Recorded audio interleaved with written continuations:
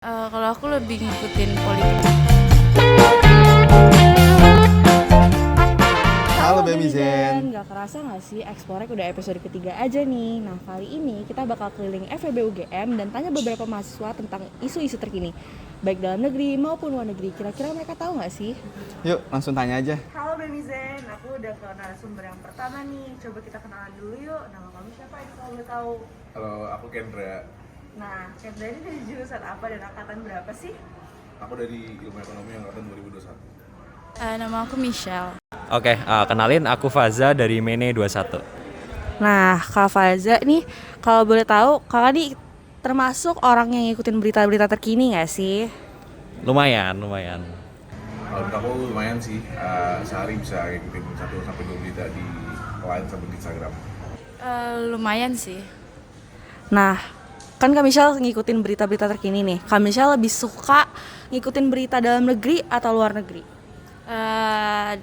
Luar negeri sih kayaknya.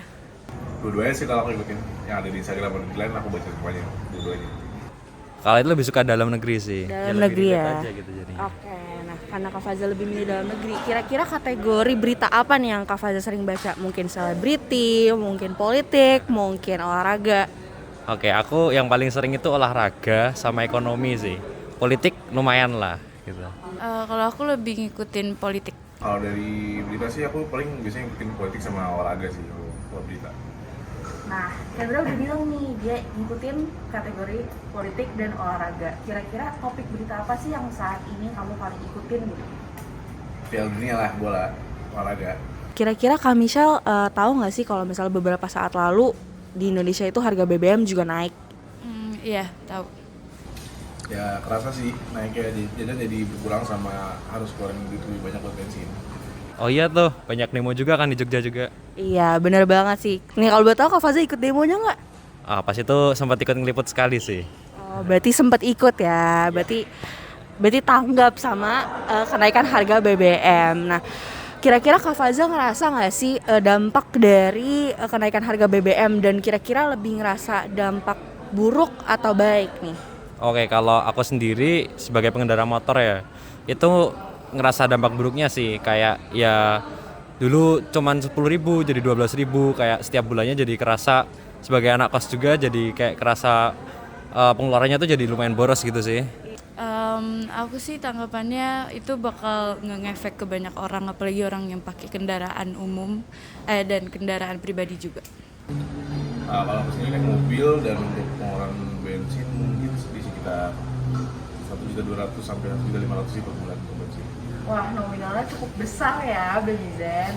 Nah, dari itu, kamu lebih ngerasain dampak buruk atau dampak baik sih dari kenaikan harga BBM ini? Lebih ke buruk mungkin ya, karena biasanya sebulan cuma isi full di sejutaan kurang atau sejuta pas, tapi sekarang lebih di angka 1,5 per bulannya.